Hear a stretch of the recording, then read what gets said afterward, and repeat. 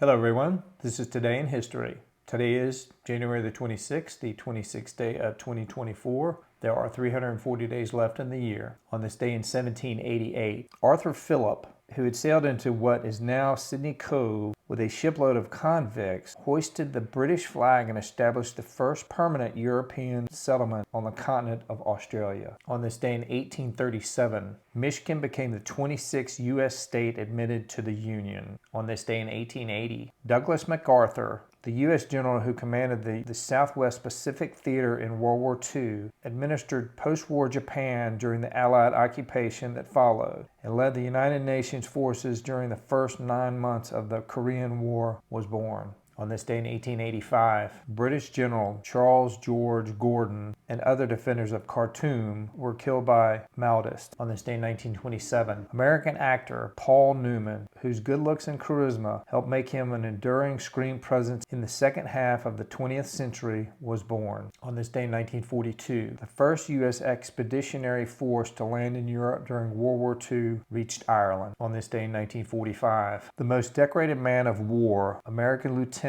Audie Murphy, is wounded in France. Born the son of Texas sharecroppers on June the 20th, 1925, Murphy served 3 years of active duty, beginning as a private, rising to the rank of staff sergeant, and finally winning a battlefield commission to second lieutenant. He was wounded 3 times, fought in 9 major campaigns across Europe, and was credited with killing 241 Germans. He was awarded 37 medals and decorations, including the Distinguished Service Cross, the Silver Star with Oak Leaf Cluster, the Legion of Merit, and the Croix de Guerre with Palm. Murphy later became a successful actor in Hollywood. On this day in 1950, India became a republic, achieving full independence from Great Britain. On this day in 1958, American comedian and television host Ellen DeGeneres, who was known for her quirky observational humor, was born. On this day in 1961, Canadian ice hockey player Wayne Gretzky was born. On this day in 1962, Lucky Luciano, who is the most powerful chief of American organized crime in the early 1930s and was deported to his native Italy in 1946, died at the age of 65. On this day in 1979, The Dukes of Hazzard, a television comedy about 2 cousins in the rural South and their souped-up 1969 Dodge Charger known as the General Lee, debuted on CBS.